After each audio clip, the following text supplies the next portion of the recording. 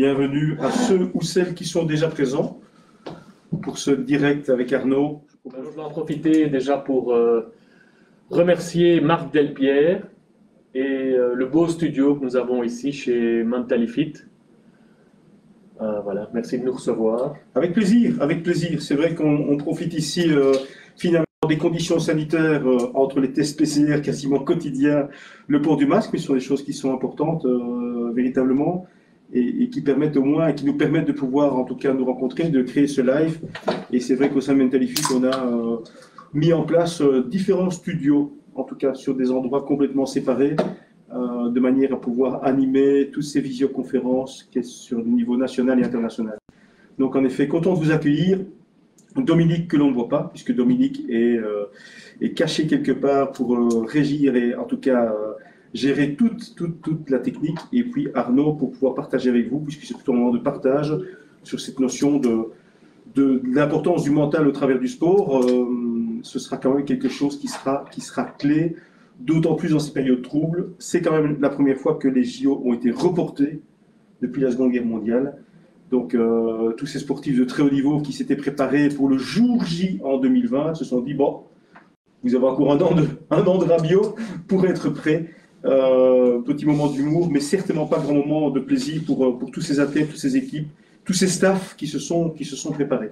Je propose de commencer. Bien sûr, merci Marc. Donc, merci d'être là. Donc, c'est chouette d'avoir quand même un témoin vivant, en chair et en os, du sport de haut niveau et de sport particulier, puisque Arnaud, sa spécialité, c'est ce qui est long, très long, très endurant, très exigeant. Et donc, on est dans des distances d'ultra triathlon, de trail.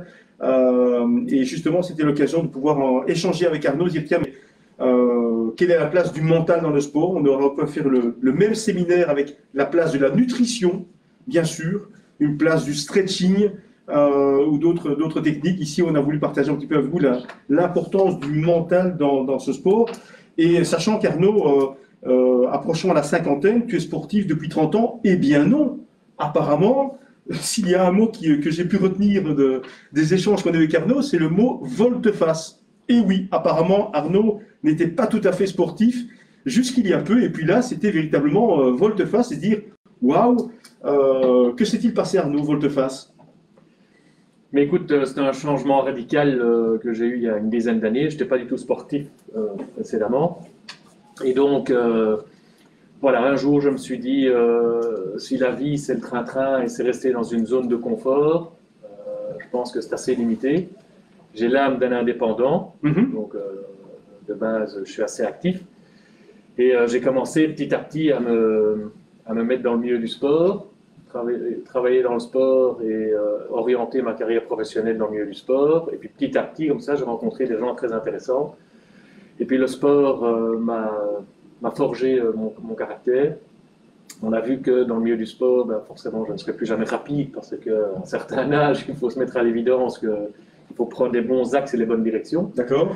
Du coup, on s'est lancé dans les longues distances. Oui. Donc, suite à une dizaine d'Ironman, des doubles Ironman et puis des distances encore plus longues, on s'est dit, ben voilà, il y a un travail exceptionnel à faire dans le mental. Oui. Et donc, c'est quelque chose que je ne doutais pas un instant, mais je ne l'avais jamais travaillé auparavant, c'est le mental. Et quand on travaille le mental, ben pour finir, le mental prend le dessus sur le physique presque. Et donc, il y a 70% de mental et 30% de physique à partir d'un certain niveau d'endurance. Et c'est là que tu interviens au quotidien, j'insiste bien au quotidien. Tous les jours, on sait au téléphone où on se voit, et on regarde un peu l'évolution, tu me rassures, on voit où j'en suis dans mes entraînements. Et puis, il y a tout, comme tu sais, il y a tout le côté familial. Donc, j'ai 2 enfants magnifiques. Il y a le côté nutritionnel, le côté technique de tout ce qui est matériel. Enfin, voilà, il y a beaucoup d'éléments. Les gens ne se rendent pas toujours compte, mais il y a beaucoup d'éléments. Grégory Dermiance pour l'ostéopathe. Serge Vallon-Perrin pour tout ce qui est prise de sang et compléments alimentaires, parce que c'est sûr que des fois je suis en carence de certaines choses. C'est sûr que rouler des longues distances, ou vélo ou courir, ça use un peu, et donc on est en manque de certaines choses. Donc voilà, le côté cardio, maintenant on arrive dans une phase... Tout à fait, assez critique en effet. Voilà, c'est tout nouveau. On avait le côté physique et mental, mais maintenant, vu les distances qui sont très longues, le docteur Marc Franco, qu'on a la chance, qui nous a rejoints, en tout cas avec des bons conseils. Voilà, dit que maintenant on arrive dans une phase un peu plus douloureuse, un peu plus, Oui, faut être plus attentif, c'est le cœur. C'est clair. Je reviens un petit peu au début, Arnaud. Ce qui m'intéressait, c'est de dire, tiens, il y a une volte-face et tu pars, comme tu le dis, parce que l'âge étant là, non plus sur des 100 mètres, mais de longues distances, des centaines de kilomètres. Je pense aux 666 en Islande et en Hollande. Ce sont des distances de fou. On finit avec 600 kilomètres à vélo. La première chose, c'est le mental dans le sport, qu'est-ce qui est important? Mais je dirais finalement, c'est un peu comme aujourd'hui, je pense, tout un chacun face à une crise sanitaire, c'est où est la lumière au bout du tunnel. Et donc la notion de mental commence par avoir des objectifs clairs, mais surtout, une vision des choses qui soit assez énergisante, assez inspirante, qui à un moment puisse nous énergiser, parce que souvent les objectifs, c'est quoi? Ce sont des chronos, ce sont des distances, et finalement ça peut mettre une pression qui n'est pas très très saine, alors que des projets inspirants peuvent justement nous réjouir, nous donner du baume au cœur dans des moments de doute, et Dieu sait si ces derniers temps tu en as connu, non pas des moments de doute, mais des moments où tu as dû rebondir, et donc je veux dire, tiens, quels ont été un petit peu tes projets énergisants, qu'est-ce qui a fait que c'était énergisant ces projets en début? Parce que mine de rien, c'est quand même un énorme investissement, beaucoup de souffrance, et en quoi tout cela était et est toujours énergisant pour toi? Mais c'est un peu paradoxal, mais par exemple, quand je dois aller courir, je préfère quasi aller courir quand j'ai des difficultés naturelles comme la pluie et le vent, que aller courir comme un bienheureux en montagne. Et donc j'ai remarqué que tout ce qui rendait les choses un peu difficiles, ben, en fait je m'accroche à ça pour évoluer et avancer. Alors, beaucoup de gens avec qui je m'entraîne, ils disent ah ben voilà, ça c'est une côte pour Arnaud, ou ça c'est un mauvais temps pour Arnaud, ou ça c'est pour Arnaud, mais non, mais parce que ce sont des éléments auxquels je peux me raccrocher et m'appuyer dessus pour avancer. Ok, donc si je te suis bien, au niveau mental, une des premières démarches, on en a parlé, mais je pense que c'est d'une grande banalité, c'est avoir des objectifs. Par contre, je me permets d'insister en disant, tiens, mais c'est clair que cette notion d'objectif doit être énergisante, et toi, l'aspect énergisant, c'est plutôt les difficultés. Ben oui, parce que les difficultés t'excitent, mais ça fait peur. oui et non, mais c'est des choses auxquelles on peut se raccrocher. Malheureusement, dû au Covid, on a dû postposer une course. Dû à autre chose, on a dû stopper à cause du cimetière des nageurs, enfin la Manche. Il y a plein de choses comme ça, mais c'est ça qui fait que ça rend la course encore plus belle. Oui. Et puis, c'est une remise en question de toute l'équipe. Oui, oui, tout à fait. Marc, qu'est-ce que tu en penses? Qu'est-ce qu'on trouve comme solution? Qu'est-ce qu'on fait? Par où on va? Parce que à toute situation, il y a une solution. Ok. Toujours. Ok. Et donc, il faut prendre la bonne et en discuter ensemble. Ok, certainement. Donc, c'est vraiment un choix. Ce sont toute une série de choix qui opèrent en permanence, si je suis bien. Ce sont, oui, des choix. Je n'ai pas dit que ces choix étaient toujours pertinents, mais oui, ce sont des choix, ce sont des discussions entre nous. Je pense que ça fait évoluer le dossier, le challenge, la course, les motivations. Donc oui, ok, parfait. Et c'est quand même une grosse difficulté. Avant que nous ne venions sur quelques épreuves clés sur lesquelles tu étais, est-ce que justement dans le mental, il y a avoir tout d'abord des objectifs bien clairs, ensuite faire en sorte que ces objectifs soient les plus énergisants possibles? Je pense que chacun peut trouver comment donc ces éléments sur lesquels il va pouvoir cranter. Toi, ce sont des difficultés, le temps, une côte, etc. Est-ce qu'il n'y a pas un moment où on a envie d'abandonner?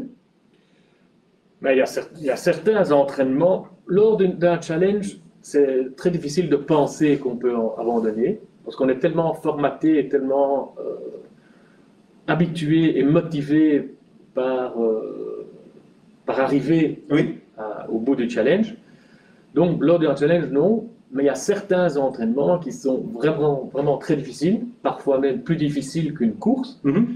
Et comme il n'y a pas de réelle motivation, oui, il y a la motivation de s'entraîner, mais il n'y a pas la motivation de réussir, ben c'est vrai que là, à ce moment-là, j'ai déjà eu des entraînements fractionnés très difficiles, où on a envie d'arrêter après 2-3 heures en se disant, là je stoppe parce qu'on a la possibilité d'arrêter et de rentrer, mais non, il faut rester focus, et chaque entraînement est très, très, très, très important, donc on doit rester mindset sur l'entraînement et l'évolution de celui-ci. Oui, tout à fait. Alors, je reviens juste peut-être un peu avec un peu de recul, à prendre un peu de hauteur au-delà de techniques de coaching mental, comme la visualisation, des techniques de respiration, bien sûr, de relaxation, mais surtout beaucoup de visualisation que nous avons fait ensemble.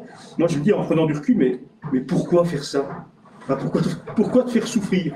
Pourquoi pas simplement aller bosser tranquille la journée, voire aujourd'hui encore mieux à certains moments en télétravail, et pourquoi aller chercher cette difficulté, ces challenges dans des conditions sanitaires en plus qui mettent en sorte que le challenge devient un véritable challenge, un challenge technologique, humain, financier. C'est quoi la quête derrière tout cela? Mais je te dirais, Marc, j'ai appris à 2-3 ans à être sourd dans le milieu du sport et dans les conseils et dans les... À être sourd. Ouais, j'ai besoin d'explications. Allô? Non, à être sourd. À être sourd, ça veut dire quoi? C'est quand on est motivé par une cause, quand on est motivé par un challenge, parce que voilà, je crée nos propres challenges, comme un alpiniste crée sa voie en montagne. Donc, on crée nos propres challenges, et c'est vrai que là autour, beaucoup de monde désire donner son avis, beaucoup de monde dit mais non, c'est complètement fou, ou c'est super. Donc, il y a plein d'avis différents. Ils sont charmants, évidemment, mais si j'écoutais tous ces gens qui disent des gentilles choses, ça me poserait un peu. Ah ben, ça c'est cool. Si j'écoutais tous ces gens très négatifs, ce que je comprends, c'est très dangereux, c'est mauvais, c'est ceci, c'est cela, moi je connais quelqu'un, bah, ça me démotiverait. À côté de ça, tout ce qui est technique, tu as quel médecin? Ah, moi j'ai celui-là, qu'est-ce que tu manges, mais il faut manger ceci.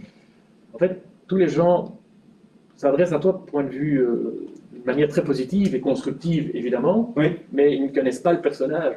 Moi, je fais ça pour moi.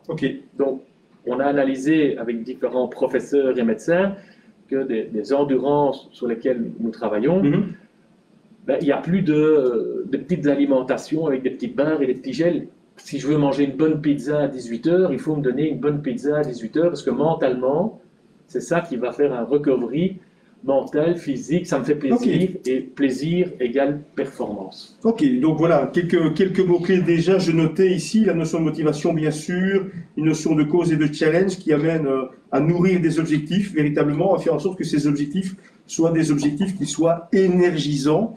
J'ai découvert, et si je retenais quelque chose aussi, c'est cette notion de surdité. Et oui, être sourd, et j'aimais bien la manière dont tu te présentais, j'ai dit tiens, c'est assez intéressant la manière dont Arnaud nous présente la façon d'être sourd quelque part. C'est quelque chose que j'avais jamais entendu, parce que je dis tiens, être sourd à l'environnement, et Dieu sait si finalement l'environnement peut être une source à la fois de soutien, d'encouragement, mais également de pollution.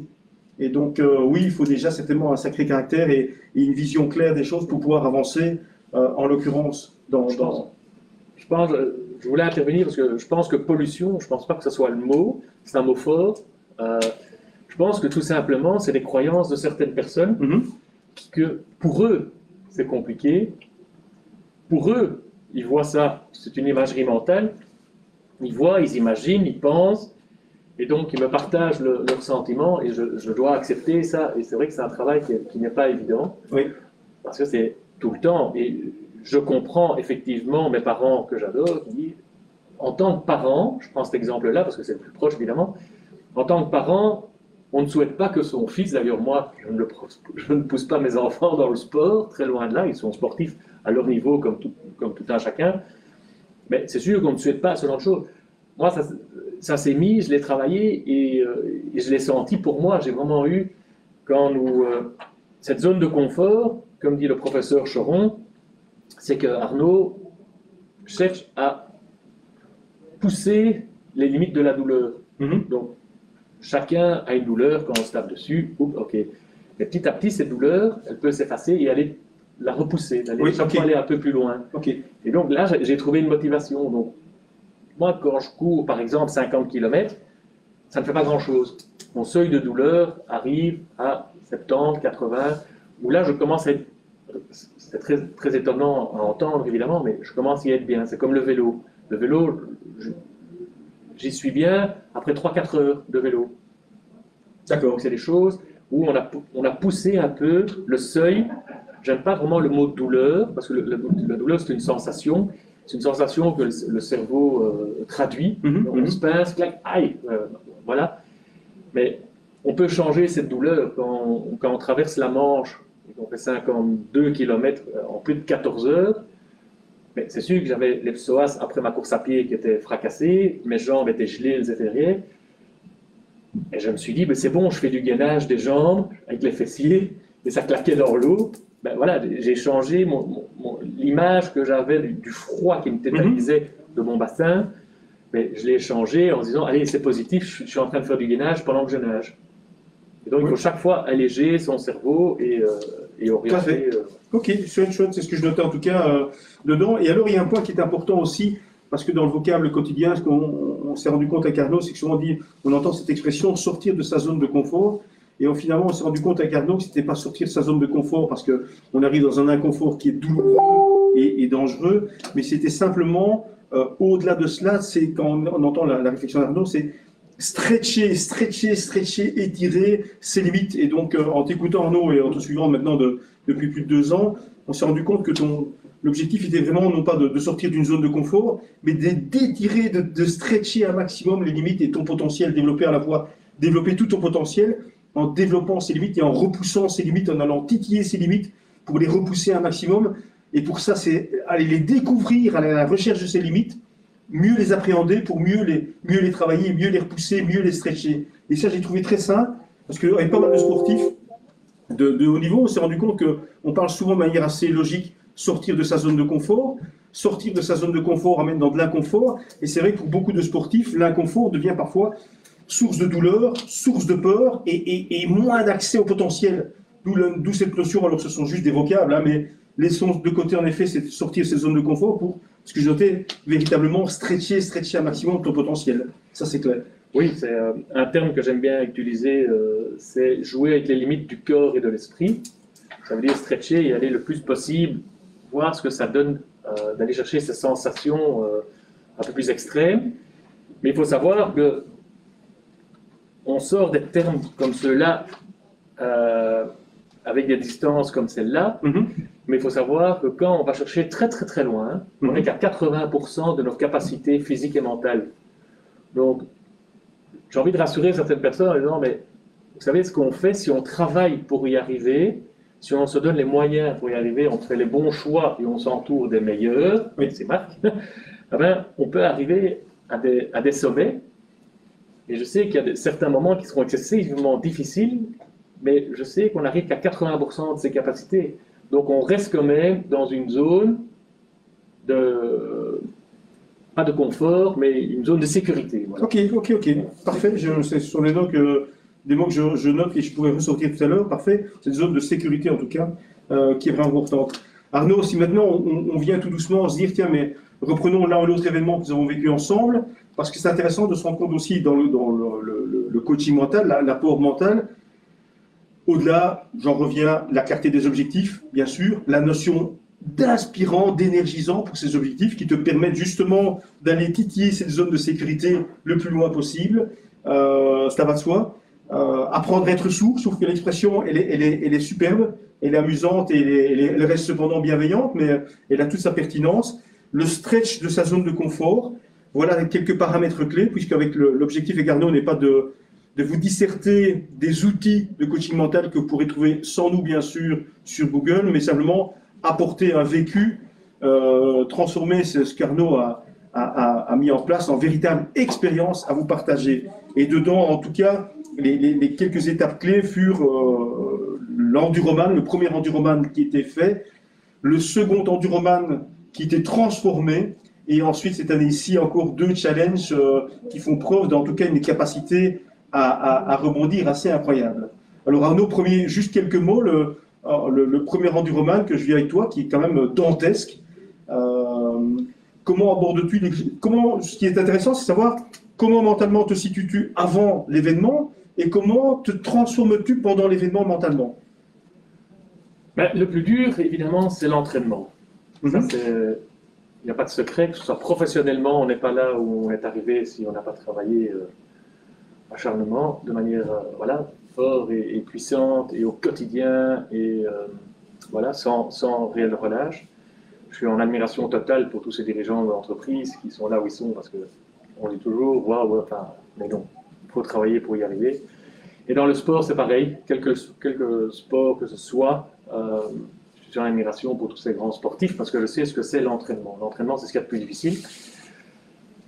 Le plus difficile également, c'est prendre le départ d'une course, parce qu'on laisse derrière tous ces entraînements, et puis on lâche le gaz de l'eau pétillante, et on part. Et dès que le départ est donné, c'est fini.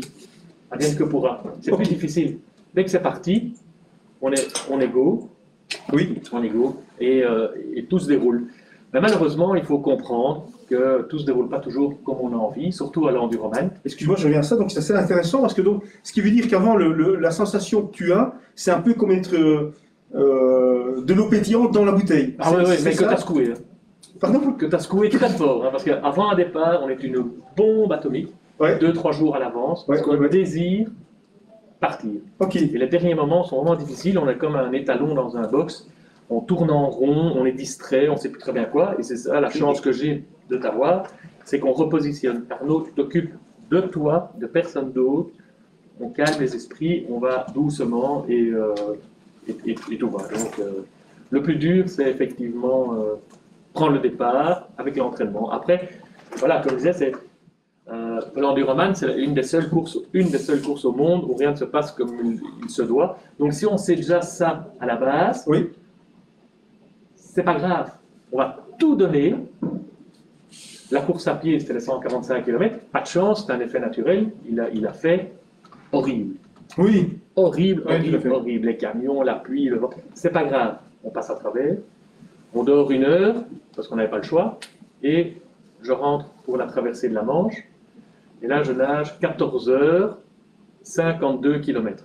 Wow.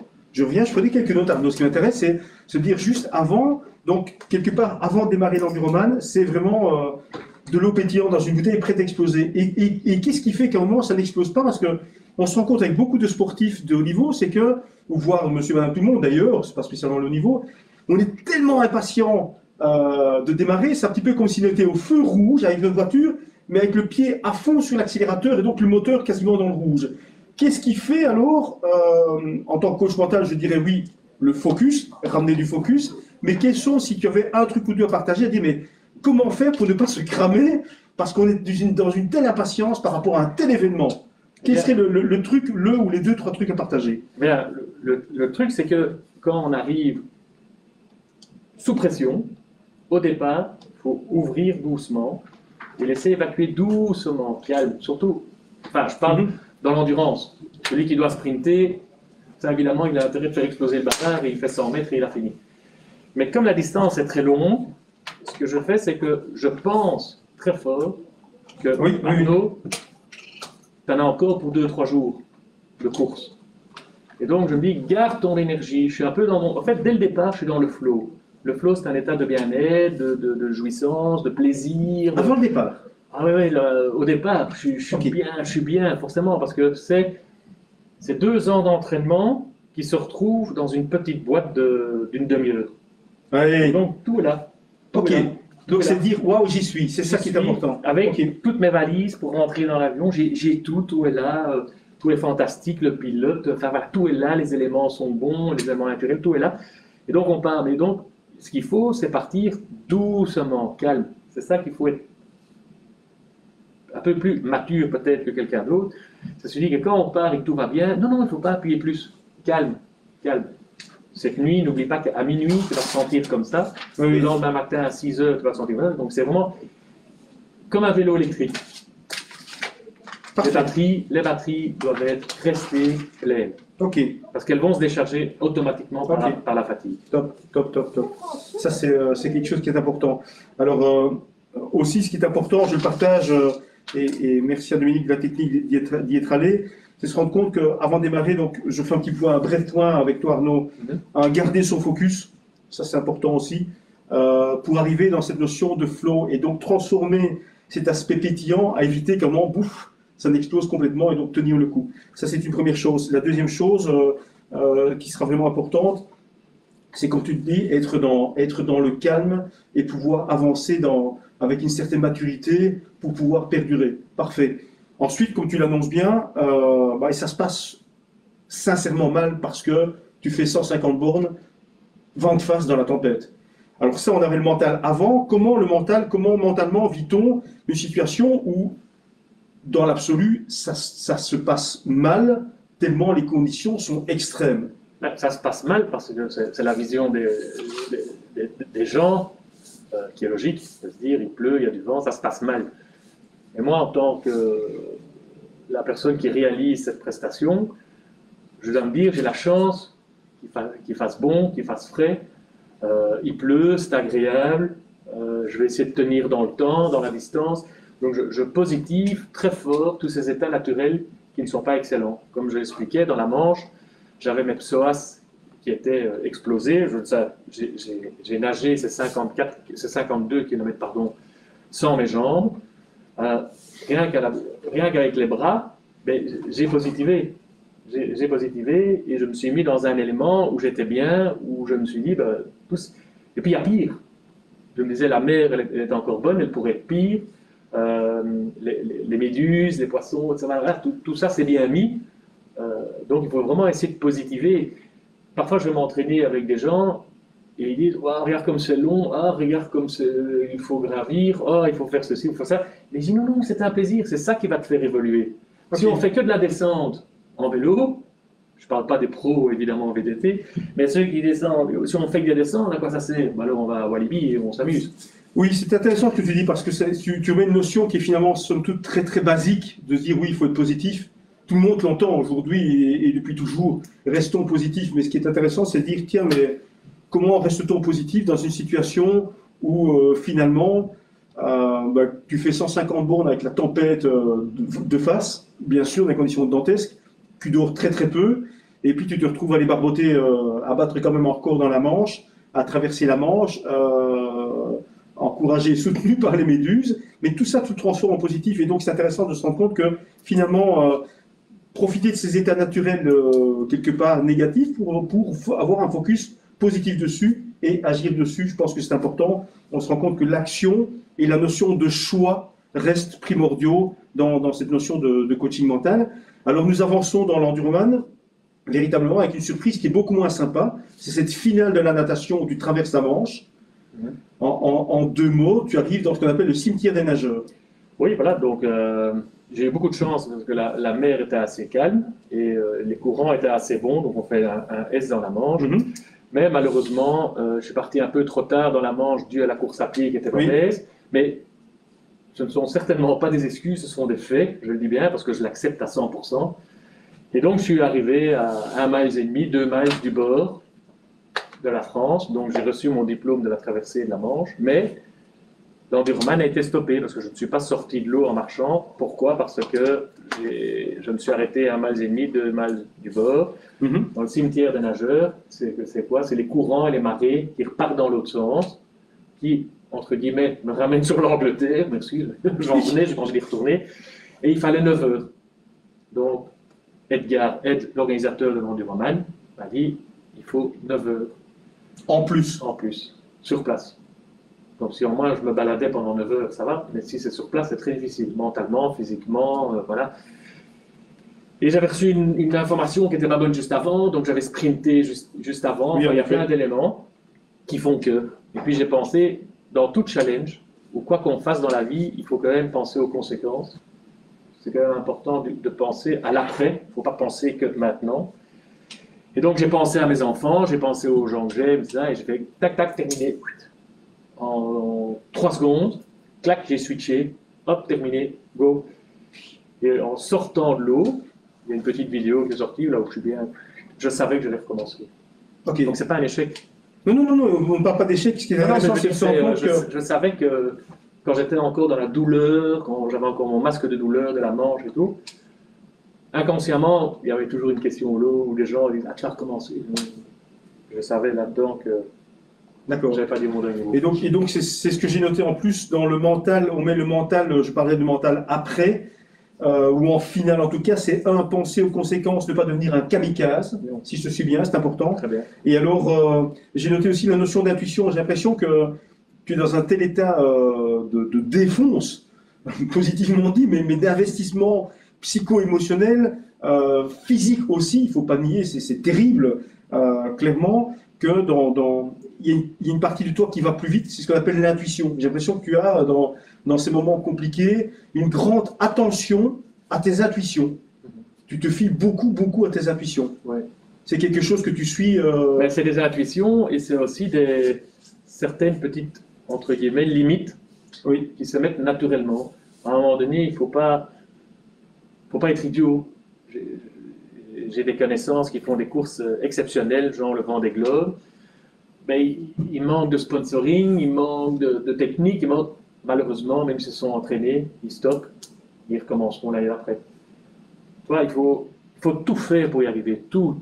C'est mon downwall. Downwall, c'est la montagne, vous savez, qui est très difficile à gravir. Mais mon downwall, c'est vraiment essayer de gravir tout ça. Mais si à un moment donné, ça ne va réellement pas, ben, il faut savoir réfléchir et avoir de bons conseils comme les tiens ou l'équipe qui m'entoure, en disant, OK, on a réfléchi. On ne dit pas où ça se fait, où ça ne se fait pas. On réfléchit. Oui, tout à fait. Maintenant, on arrive, OK, on prend une décision et on voit ce qu'on fait. Et c'est ce que je notais, ce sont en effet alors ce fut très rapide, parfois de temps en temps ça prend plus de temps, mais dans ce cas-ci ce fut très rapide. C'est avoir pendant un bref laps de temps, c'était mon rôle comme coach mental, mais voilà, de te permettre d'avoir du recul pour avoir le next step qui est accepter la situation et de pouvoir être hyper attentif à tes intuitions. Je me suis rendu compte que malheureusement les sportifs, les sportives qui de temps en temps se plantent, et c'est triste, ce sont des gens qui n'ont peut-être pas accepté, qui n'ont pas cette force aussi d'accepter que la situation et les conséquences de la situation deviennent catastrophiques. Et donc, pour éviter une catastrophe, ou en tout cas une finalité clairement négative, vous pouvez parler de décès, d'arrêt cardiaque ou autre, malheureusement, c'est de dire, OK, j'accepte, ce qui permet d'être plus attentif sur mes intuitions, et donc de mieux rebondir, bien sûr. Et c'est clair que c'est un point qui est très important dans le coaching mental. Autant Arnaud le dit, c'est cette question d'aller au bout des choses, dire waouh, ok, tu regrettes, non, j'ai donné le maximum. Mais une fois que j'ai donné le maximum, c'est accepter, c'est pouvoir avoir cette acceptation, dire j'ai une forme de lâcher prise qui me permet, en lâchant prise sur une situation que je ne maîtrise plus, de remaîtriser toute une situation et de la reconstruire. Et c'est ce qui s'est passé finalement. Enduroman 1 fait, tu repars, je fais le next step qui est l'Enduroman 2. Et donc il y a un an, nous partons sur un deuxième Enduroman. Oui, c'est un deuxième Enduroman, effectivement, où on s'est entraîné d'ailleurs 2 fois plus pas 2 fois plus, mais en tout cas on s'est entraîné beaucoup plus pour la version 2 de l'Enduroman, parce que je voulais faire beaucoup mieux que le premier, évidemment. Donc nous avons fait nos séances en mer pendant plus de 10 heures de natation, des trails en montagne de centaines de kilomètres. Enfin, voilà, je suis arrivé à la limite. Je ne vais pas dire mieux préparé, parce que la première fois, j'allais dans l'inconnu, et aller dans l'inconnu, c'est quelque chose de très, très intéressant. Ici, la deuxième fois, je n'allais pas dans l'inconnu, parce que je l'avais déjà connu en partie, mais j'étais mieux préparé. Oui. Et une semaine avant, terminé. Et oui, parce que, comme vous le savez, en effet, dans cette période dans laquelle Arnaud devait se relancer, la situation sanitaire, il y a un an, et un petit peu moins d'une année, en tout cas, nous étions sur le mois de juillet et le mois d'août, dégénère grandement, et puis on est au mois d'août où la situation sanitaire ne permet plus à Arnaud du tout de faire l'Enduroman. Et donc c'est une situation, je mets entre guillemets parce qu'elle est vraiment douloureuse et violente à vivre, mais c'est une situation qui est intéressante parce que elle nous met face à une série de responsabilités, de choix à prendre. Et donc c'est intéressant parce que là on est sur une autre démarche auquel les sportifs doivent faire face, et Dieu sait si des milliers d'athlètes de niveau olympique ont dû y faire face. C'est la notion de résilience. Et donc là, de nouveau, on est face à une situation où il y a des choix à poser, accepter tout d'abord une situation sanitaire et des contraintes, juridiques qui sont tout à fait logiques, les accepter et avec ça pouvoir composer. Et finalement, de nouveau, tu le fais extrêmement bien, Arnaud, en très très peu de temps, prise de recul, accepter la situation et recomposer avec quelque chose de nouveau. Et donc, finalement, de nouveau, transformer un obstacle entre guillemets, je dis bien entre guillemets, une forme d'échec, en tout cas d'arrêt, en quelque chose qui va être du renouveau. Donc c'est vraiment renaître et relancer quelque chose, et ça je trouve intéressant, cette capacité à rebondir, et c'est pour ça que j'ai pris ici pour la démonstration, mais finalement ce que j'utilise souvent comme image dans la démonstration, c'est finalement, avec ce que j'ai vécu avec Arnaud, c'est ceci. Il y a pas mal d'athlètes, parfois face à des situations difficiles, vous le voyez ici en effet, boum, ça tombe et ça ne rebondit pas du tout. Voilà, c'est flop, ça fait un bruit bizarre de flop, parce que l'athlète se crache malheureusement, parce que pas de ressources, parce que plus en état de repartir. On a en effet avec Arnaud une notion de résilience, et la résilience, si je prends cette balle, simplement quand je la presse ou quand je la déforme, que je la forme, la résilience, c'est cette capacité à revenir à son état initial, c'est de rebondir. Ça rebondit bien, voilà, c'est sympa, ça rebondit bien. Mais j'ai trouvé avec Arnaud, et c'est pour ça que je prenais cette image que j'aimais bien, c'est l'image des balles magiques, où là, le rebond est beaucoup plus important. On a un rebond qui est beaucoup plus important, en tout cas, parce que c'est beaucoup plus consistant. Et c'est ce qu'on a retrouvé avec Arnaud, se dire, tiens, mais comment redonner non pas quelque chose qui va être simplement mou, mais quelque chose comme une balle magique qui va être beaucoup plus consistant, et ce ne sera pas en anglais du bounce back, c'est-à-dire rebondir, mais ce sera du bounce higher. Comment redonner une nouvelle valeur ajoutée aux choses. Et donc, comment fais-tu, Arnaud, puisque le second enduroman qui est annulé, carrément, sur lequel tu t'es préparé à fond, prise de recul, acceptation, et donc, non pas simplement rebondir, mais rebondir plus haut, de manière beaucoup plus intense, vrai feedback solide, team solide. Qu'est-ce qui se passe en quelques mots? Mais c'est assez simple. Comme j'expliquais, on arrive à la veille d'une course comme une bouteille d'eau pétillante. Le gars a envie de sortir, on a bien souri, on est prêt, je suis prêt. Et ce qui aurait été très très difficile, c'est de se dire, on arrête tout, ça, poubelle, et c'est fini. Je ne parle pas pour moi, je parle pour mon équipe aussi, parce qu'on est une famille. Et donc, je fais les challenges, effectivement, pour moi, mais je le fais et je l'ai réussi, ou en tout cas, je participe avec mon équipe. Et donc, quand j'ai eu l'appel d'Edgar qui m'a dit no way, impossible, avec l'Angleterre, bah, c'est sûr que j'ai été près de chez moi et comme toute personne, je me suis pris 2 bonnes chimées bleues ou autres, mais je me suis dit, je ne peux pas en rester là, quoi. J'ai pas envie de décevoir mon équipe aussi. Et donc, j'ai réuni une partie de mon équipe le lendemain matin, et en une demi-heure, on a dessiné le trajet. Et le désir que je souhaitais, c'est de réaliser l'enduroman, mais en Belgique, comme on était enfermé dans notre beau royaume. Et donc, je ne sais pas pourquoi, j'ai dit Villers-la-Ville, Robertville, combien de kilomètres? 145. Pile dedans. Le lac de Robertville, où j'organise le Bellman Triathlon dans les Ardennes. J'adore le lac, c'est là que je m'entraîne.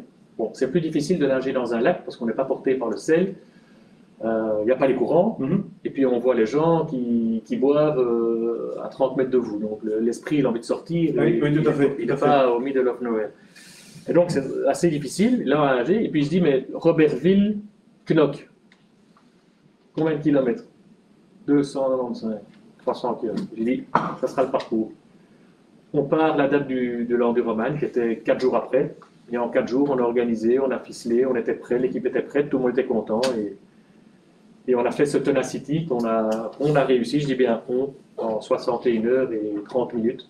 Oui, fameux challenge en effet que de transformer donc l'enduroman et d'importer l'enduroman en Belgique, puisqu'il se ténacité, et ensuite aussi relier finalement 3 villes francophones, germanophones et néerlandophones, pouvoir relier ces 3 villes en une seule épreuve. Donc voilà, en tout cas, une belle épreuve qui a été créée et une belle forme de résilience, de capacité à rebondir de manière assez incroyable.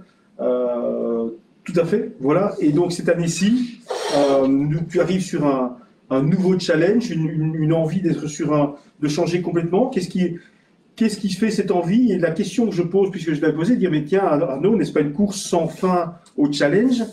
Tu repars sur un challenge quelque peu différent cette année-ci. Ben oui, parce que il faut s'adapter, à toute situation, il faut s'adapter.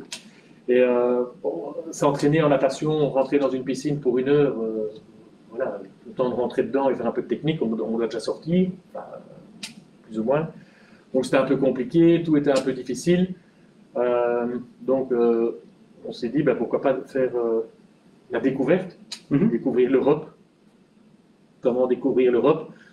En partant un peu de l'Europe en Norvège, un pays scandinave, j'adore les pays scandinaves, c'est là que j'avais fait le 666 Iceland Challenge. J'adore l'Islande, ça. Vous devez aller en Islande, enfin, ou surtout non, n'y allez pas. laissons ce pays magnifique. Mais donc la Norvège, je me dis, ok, je pars de la Norvège et hop, je traverse toute l'Europe et on arrive en Espagne. Donc on a tracé ça avec Dominique, avec qui je travaille. Et on s'est dit, ben voilà, c'est autour de 5000 km, 5000 km de vélo. Et en fait, on rentre dans une nouvelle ère, une nouvelle expérience. Un, la découverte. Et deux, c'est que mentalement et physiquement, il y a possibilité de réussir parce que c'est en mode course et c'est pas en mode sac à dos. Mais surtout, c'est qu'il y a ce côté cardio, le cœur, physiologique. Enfin, voilà, il y a autre chose que maintenant on étudie. Donc on va un peu plus loin. Et donc voilà, c'était un peu ça l'idée. Donc on a recréé une équipe magnifique pour la Scandibérique. Pour se préparer à la Scandibérique, ce 2 mai prochain, d'ici quelques jours, je ferai le tour de la Belgique. Oui.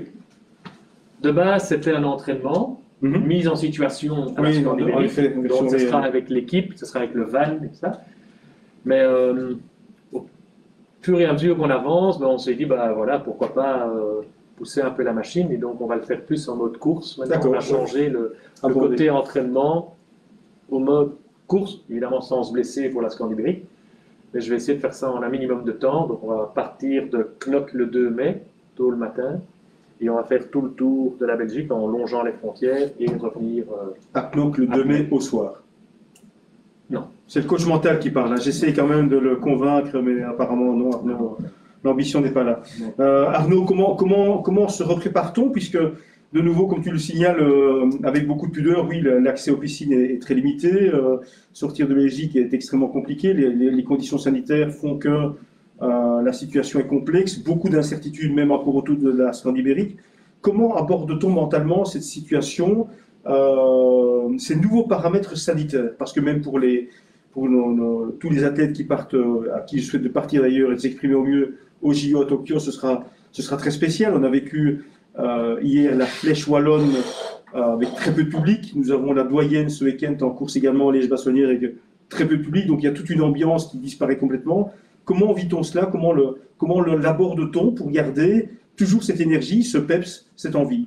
Alors je sais qu'il y a des partenariats, je te coupe un peu, il y a quelques partenariats avec le Panathlon entre autres. Qu'en est-il? On dit sport, voilà, il y a pas mal de partenaires, de sponsors et autres. Ça c'est bien, ça c'est une chose. C'est dans l'aspect technique, motivation, financière et tout ça. Ça, c'est un côté. Et puis, à l'autre côté, il y a des paramètres où, évidemment, il faut en tenir compte. C'est tous les éléments extérieurs. Donc, je ne vais pas aller dans une zone rouge, faire du sport et puis revenir. Ce serait con. Quarantaine, test, voilà. Donc, à un moment donné, il faut se dire qu'est-ce qu'on peut faire et qu'est-ce qu'on ne peut pas faire. Ok. Qu'est-ce que je peux faire? Ça, par exemple, pourquoi on fait le tour de la Belgique? Parce qu'on l'a décidé quand tout était encore un peu fermé. Donc forcément, on se dit, à place de faire des zigzags en Belgique, autant visiter notre beau pays. Et ça, on peut faire, on le fait. Donc je pense qu'il faut vraiment tenir compte de tous les éléments dans toute situation. Et ce n'est pas que pour moi. Oui, on doit on doit suivre des règles. On essaye tant bien que mal, évidemment, de faire au mieux et dans le plaisir ce qu'on doit faire et tout ça. Mais voilà, il y a des éléments où on ne sait pas. Voilà, il y a les mesures sanitaires, ça ne sert à rien que je m'énerve. C'est une perte d'énergie, une perte mentale. Enfin, mon petit disque dur, si je m'énerve sur tout, je vais perdre déjà 15-20%. Donc, c'est pas utile. Donc, pas besoin. On ne peut pas, c'est pas grave, on met ça de côté et on avance. On trouve une solution. C'est ce que je note en effet. Je pense que c'est important. On s'est rendu compte en bossant avec Arnaud qu'aujourd'hui, il y avait 2 scannings à faire. Arnaud est devenu un paranoïaque positif. Il y a un scanning à faire tout d'abord de l'écosystème d'Arnaud, c'est-à-dire lui, Arnaud, son équipe. Comme Arnaud le disait, c'est une nouvelle approche au niveau cardiaque. 5000 bornes, voilà, au niveau physiologique, il y a des approches différentes. Au niveau mental aussi, on n'est plus sur une épreuve de quelques heures, dizaines d'heures ou 2-3 jours. On est sur une épreuve qui prendra vite 3 semaines. Donc il y a vraiment être très attentif à son propre écosystème, ses motivations, et ensuite le scan de l'écosystème extérieur qui est très important aussi, comme tu le dis, les notions sanitaires, les périphériques qui sont toujours en rouge. Donc c'est bien de faire une épreuve à grande vitesse, mais si à un moment il y a une quarantaine au retour, ça coince, de toute façon ça a peu de sens, véritablement. Et comme tu mettais bien avant, et je pense que ça c'est très important, c'est quelque chose sur lequel on n'a pas toujours facile aujourd'hui, de par la quantité d'informations polluantes qui arrivent, c'est mettre son focus là où on peut avoir de l'impact. Arrêtons de se bagarrer sur des choses sur lesquelles nous n'avons pas d'impact. Nous perdons souvent beaucoup trop de temps dans le coaching mental, je me suis rendu compte à quel point on peut perdre du temps en se bagarrant sur des choses sur lesquelles finalement on a peu d'impact. Ça devient très frustrant, ça laisse beaucoup de frustration, d'aigreur en interne et malheureusement ça ne permet pas de développer son plein potentiel. Donc je pense que c'est un point clé, c'est vraiment, comme tu le dis, mettre son focus là où on a véritablement de l'impact afin de ne pas s'épuiser, surtout dans ces périodes incertaines. Je ne sais pas si dans le chat il y a des réactions, parce que c'est peut-être le moment aussi de pouvoir réagir. Si vous avez des questions posées, c'est le moment. Des questions, des réactions. Nous sommes à votre disposition avec Arnaud pour pouvoir peut-être répondre, amener simplement un point de vue. Nous n'avons pas la science infuse, que du contraire, c'est juste un partage d'informations que nous avons, un partage d'expériences que nous souhaitions faire avec vous et avec Arnaud. Donc, questions. Des questions qui peuvent apparaître. Oui, là, on voit, c'est pas trop difficile au quotidien. Oui, c'est sûr que parfois, on a des doutes, des peines. Oui, qu'est-ce que ça donne au quotidien, finalement? Est-ce que c'est quelque chose... La question est pertinente. Oui, c'est sûr que c'est pas bleu, c'est pas un ciel bleu tous les jours, loin de là, mais on est tellement content de l'avoir fait. Et donc, oui, effectivement, de temps en temps, c'est compliqué. Tu fais une petite soirée chez toi, Marc. Malheureusement, je peux venir et bien m'amuser, mais voilà, je vais peut-être rentrer un peu plus tôt que quelqu'un d'autre. Ou bien je m'amuse, mais pendant un jour ou deux, il faut être en récupération. Donc, c'est toujours un peu comme un equalizer. Okay. Un peu ajuster ce qu'on peut faire, pas faire. Si demain, je n'ai pas d'entraînement, ben, je peux m'amuser un peu plus. Et donc, qu'est-ce qui finalement au quotidien fait que tu chasses les nuages et le ciel bleu réapparaît? D'abord, j'essaie que ce ne soit pas réellement des nuages, c'est des envies, mais une envie, ben, ça passe assez rapidement. C'est sûr qu'on a envie de 1000 choses dans la vie de tous les jours. Toi, tu te balades en voiture, tu vas voir inconsciemment, tu vas avoir une centaine de choses que tu as envie, même si pas réellement, mais j'ai envie de m'arrêter là et manger un petit bout, j'ai envie de m'arrêter là et visiter l'Atomium, j'ai envie d'aller me promener dans ce parc, j'ai envie d'acheter une nouvelle voiture, enfin j'en sais rien, on a 36 000 envies, mais hop, ça part. Et c'est quoi? C'est le focus par rapport à l'objectif? C'est le plaisir? Est-ce que c'est le plaisir passé d'avoir dit tiens, mais wow, j'ai réalisé ça et ça, non. Quel moment de bonheur? Comment juste en 2 mots, est-ce que nous avons d'autres questions qui apparaissent? En 2 mots, c'est la plus belle chose qui puisse, une des plus belles choses, c'est passer la ligne d'arrivée. Ok. Ça c'est magnifique. Même si ça dure quelques secondes, c'est se dire, je l'ai fait, avec l'équipe, c'est génial. Pour pouvoir passer cette ligne d'arrivée, il faut d'abord faire tout le challenge. Et pour savoir faire ce challenge, il faut faire un entraînement impeccable. Okay. Et donc, il ne faut pas laisser au hasard les entraînements. Il ne faut pas laisser le hasard. Hop, ben donc, je vais comme ça en arrière jusqu'à... C'est sûr que si je ne fais pas réellement... si je ne fais pas des entraînements, ben je vais le payer lors de la course. Et puis donc, avoir plus. Il y avait une question très intéressante aussi et très, très, très importante, très pertinente. Merci. Ici, la question qui revenait, c'est de dire aujourd'hui, tu es passé de bon à rien, ça c'est moi qui le dis bien sûr, à sportif de haut niveau. Est-ce que ça, comment tes valeurs, est-ce que tes valeurs ont évolué? Je ne comprends pas très bien le bon à rien. Ah pardon, excuse-moi. Attendez, vous m'excusez 2 secondes. Donc simplement, est-ce que le fait de passer d'une vie, enfin non pas sédentaire, mais enfin ta vie précédente à une vie d'athlète de haut niveau, ont fait évoluer tes valeurs? Est-ce que tes valeurs, donc ces principes clés qui te drivent au quotidien, ont évolué, ont changé suite à la pratique du sport de niveau et suite à l'investissement que tu as eu? C'est certain, ça je le signe avec les 2 mains. C'est certain. Avant, j'étais dans le milieu événementiel, que je suis toujours, bien entendu, l'événementiel et la communication, mais c'est un milieu un peu plus superflu, c'est l'image, c'est la pub, c'est un milieu exceptionnel, mais ça reste... superficiel. Un peu. Voilà. Non, mais c'est vendeur, c'est de la pub, c'est du marketing, voilà, on vend, quoi. Et ici, dans le sport, on ne peut pas faire semblant. On ne peut pas faire semblant. En tout cas, moi, je ne peux pas faire semblant. Donc, oui, j'ai des souffrances, oui, j'ai des moments de bonheur, oui, j'ai des priorités, oui, j'ai des choix à faire, oui, j'aime la nature maintenant, Avant, oui, je jouais à la nature comme tout le monde, et hop.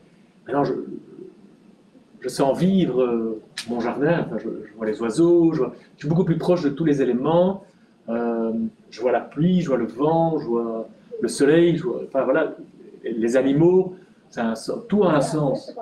Parce mentalement, on est fatigué quand on fait du sport comme ça, on est un peu fatigué, et donc le mental se raccroche à tous les éléments Plus simple. plus simples, oui, plus simples, plus naturels, voilà. Ok, oui, j'allais dire, sans faire de la philosophie à 2 balles, mais est-ce que tu as l'impression que, alors de nouveau, je suis dans l'exagération de mes propos, mais passer de valeurs fort superficielles peut-être, qui est revenu à des valeurs plus basiques, mais dans le sens constructif, plus ancrées. Oui, plus ancrées. J'ai découvert plein d'amis dans le milieu du sport, mais qui sont exceptionnels. J'ai envie de citer mon ami Thierry Sache en France. C'est quelqu'un, voilà, on n'aurait jamais pu imaginer un jour se rencontrer, et puis là, on se retrouve au milieu de la Méditerranée à nager une dizaine d'heures à deux. Rien qu'un regard, on sait qu'on est des frères. Okay. On sait que c'est vrai, c'est du vrai, on est dans le dur, on sait ce que c'est pour y arriver.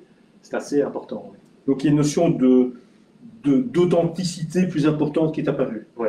Ok, bien. De valeur, d'authenticité. Parfait. Je ne sais pas s'il y a d'autres questions. Ben là, je vois pour la nutrition, qu'est-ce qu'il en est pour la nutrition? On peut peut-être approcher le côté nutrition sportive. Bon, on ne va pas faire tout un débat là-dessus, mais c'est sûr que il faut tout sportif. En fait, j'ai la chance de pouvoir coacher certaines personnes. Si tu donnais, oui, je pense à ça, je t'interromps, si tu donnais le top 3 de ce qu'il y a à faire et le top 3 de ce qu'il n'y a pas à faire. Pour te dire, tiens, c'est un petit peu de pas être réducteur, de dire, tiens, voilà, s'il y avait 3 éléments que je vous présente, quels seraient-ils? Voilà le top 3 des choses à faire et voilà le top 3 des choses à éviter. C'est ton point de vue, bien sûr.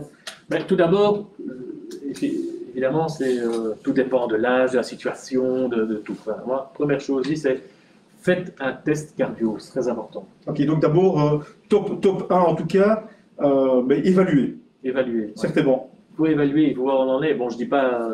Et prise de sang pour la nutrition, l'aspect nutrition. Par la suite. Okay. Par la suite. Par exemple, j'ai Juliette que je coach. Bon, elle est jeune, c'est sûr, elle ne doit pas aller faire tous des tests cardio. Tu vois. Thibaut, qui est plus âgé et qui fait du sport de manière magnifique et qui est vraiment mais très assidu et tout. Et lui, il a compris que oui, il faut faire un test cardio parce qu'il pousse un peu ses limites, il fait du sport à bon niveau. Et donc, en plus, ça cadre un sportif. Ok, j'ai fait mon cardio, ça le rassure. Okay. On sait que la machine peut faire X et peut faire Y. Suite à cela, il faut... Deuxième point, oui, c'est un top 2. Je propose, je souhaite vivement, c'est la prise de sang. Fait chez quelqu'un, évidemment, comme Serge Ballon-Perrin, je le dis parce que c'est un des meilleurs, qui analyse réellement en fonction de la personne. Si c'est quelqu'un qui est au bureau 8 heures par jour, forcément, il a besoin de peut-être un peu moins de fer, de calcium, de ci, de là. Donc, en fonction de la situation, en fonction du sport, en fonction des objectifs, eh bien, il ajuste le tout. Et ça, on sait voir avec une prise de sang. Comment une personne commence à faire du sport, une moyenne, à 40 ans, 35 ans. Oui, je veux faire un mort, je veux faire ça, je veux faire tel objectif. Parce que beaucoup de gens ont des objectifs. Ils partent, mais ils n'ont pas été au contrôle technique. Oui, donc un contrôle technique est vraiment... C'est vrai qu'on attendrait des conseils très pratico-pratiques, manger une grosse tartine de Nutella avant de partir, par exemple, et buvez 2 chimie bleues au retour. Enfin, j'ai été viré des nutritionnistes. Mais donc là, en effet, je pense que le contrôle technique est vraiment important. Ça, je regardais ce que le timing tourne, Arnaud, nous avions encore une question assez sympa après. Un top 3, finalement, mais tiens, si tu as un conseil beaucoup de gens se remettent à courir. J'ai vu que de par le confinement, beaucoup de gens sont mis à la course à pied et beaucoup de gens sont mis au cyclisme. S'il y avait un petit truc à manger ou à boire avant de démarrer, un petit truc à manger ou à boire au retour, quel serait ton conseil? Tout d'abord, il faut, je pense, moi je ne suis pas, on s'entend bien, j'ai aucune recette qui sort du miracle. Tout ce qu'on sait et qu'on a analysé avec mon équipe, j'entends bien les professeurs qui me suivent, les docteurs, c'est-à-dire qu'il faut boire tout le temps un petit peu. Okay. Si vous buvez beaucoup d'eau, ça descend directement et puis ça s'évacue. Donc le corps n'a pas le temps de puiser. Donc buvez de l'eau très souvent, même ceux qui ne font pas de sport, c'est très important. Buvez de l'eau tout le temps pour s'hydrater.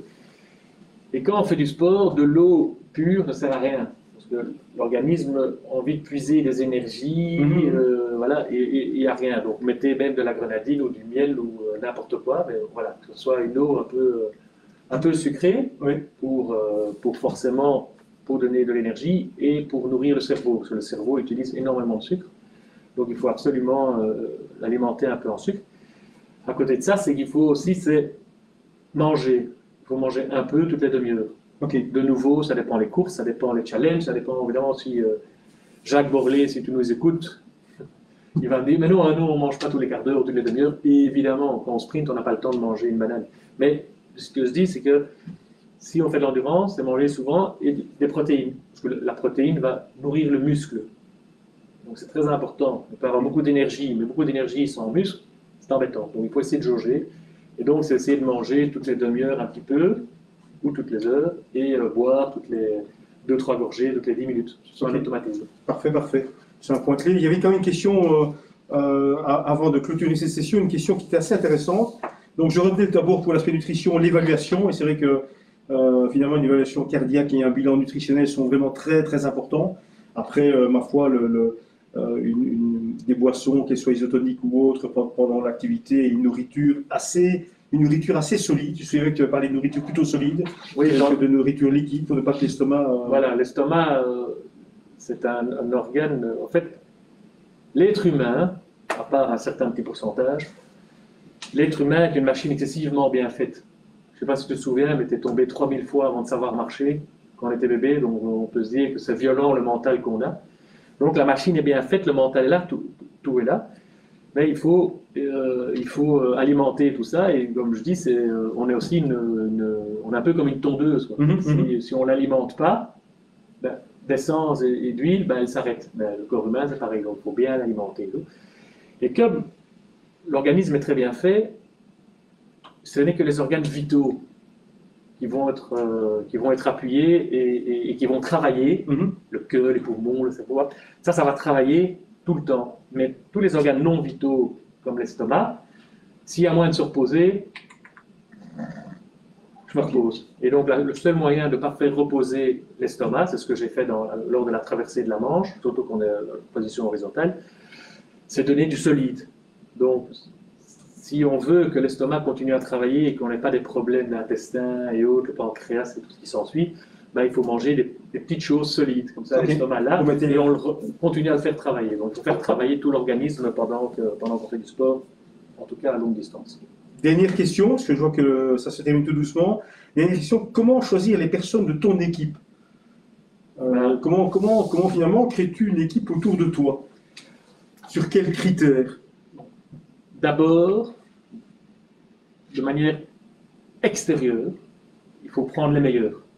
En tout cas, les meilleurs pour soi. Ok, pour soi. Donc, j'ai pris les meilleures personnes pour moi. Et puis, le second point, c'est les rencontrer et voir s'il y a une réelle confiance, entente, partage. Nous deux, ça fait plus de 2 ans. On a eu peut-être une fois ou deux une brette. On mettra la traduction de ce que ça veut dire. Mais voilà, on s'apprécie tellement et j'ai tellement d'admiration pour ton travail. On a une confiance, on se dit les choses comme elles sont. À la limite, c'est militaire quasi, mais c'est comme ça que tu aimes travailler et que moi j'aime travailler. Serge Ballon-Perrin, mon nutritionniste, je sais ce qu'il dit, il a raison. Parce que il l'a prouvé plus d'une fois, et c'est vrai que quand je vois ce qu'il me fournit, et je vois ce que je réalise, ben, ça va ensemble.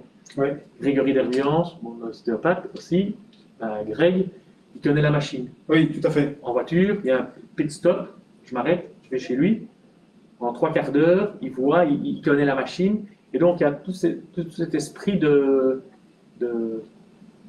Mais à la fois, si je me souviens, de capacité technique, alors, en absolu, et de capacité relationnelle humaine, dans la notion de confiance. Grégory connaît extrêmement bien la mécanique humaine, Dr Ballon-Perrin, toute la nutrition et les schémas. Moi, je chipote et je toutouille un petit peu, je papouille les neurones, du moins ce qu'il en reste. Mais il y a surtout une notion de confiance qui est importante. Mais oui, S'il y avait un élément clé, ce serait ça qui ressortirait? ben, c'est la confiance, la complicité. Si tu me dis quelque chose lors d'un challenge et je te dis ouf, je m'en fous, so what, enfin, je ne sais même pas le dire parce que c'est très bizarre.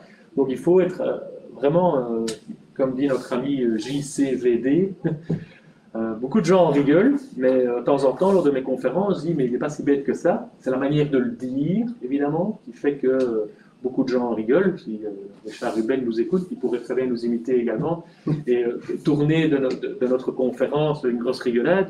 Donc évidemment que, et c'est très drôle, mais les éléments sont justes aux États-Unis. Jean Branham, lui, il est très reconnu parce que ce qu'il dit est vrai. C'est très fort le mental, tout, être ouvert à l'écoute, sentir. Enfin, c'est toutes les valeurs et ce qui est important. Donc, c'est vraiment la manière de le dire, évidemment. Tout à fait. J'ajouterais en tant que coach mental, en effet, je retiens la notion la notion de confiance et j'ajouterais cette notion qui est essentielle et qui est, Dieu sait si elle est compliquée, même si le mot est utilisé tous les jours, c'est cette notion de feedback. C'est avoir une capacité à demander du feedback et c'est une capacité à donner du feedback. En tant que coach mental, mon boulot est de donner du feedback à Arnaud, mais mon boulot est aussi de demander à Arnaud son feedback et d'en tenir compte, parce que parfois on reçoit en effet du feedback, on dit merci et on n'en fait surtout rien. Et je pense que la force de l'équipe, des personnes dans l'équipe, pourquoi a-t-on choisi les personnes de l'équipe? C'est parce qu'à un moment, elles sont unies par un objectif commun, certainement, et deuxièmement, parce qu'en effet, ces personnes sont surtout capables d'agir sur le feedback, c'est-à-dire de recevoir ce feedback et le transformer en action. Et c'est ce qui fait la force de l'équipe, c'est cette capacité à bien, alors on parle de communication, mais c'est être au clair aussi dans la confiance. Il y avait la confiance. Et le dernier point, moi, que j'ai trouvé dans la création de ton équipe, puisque je bosse avec elle depuis maintenant quelques temps, c'est la contribution de chacun. En quoi chacun contribue à t'amener au plus haut niveau de ta performance et avoir cette notion de plaisir aussi, dire waouh, on y est arrivé ensemble. Certainement, certainement, certainement. Je vois que tu es sorti un tout petit peu du cadre. En tout cas, je ne sais pas s'il y a d'autres. Je me tourne vers Dominique, vers la technique. Non, merci.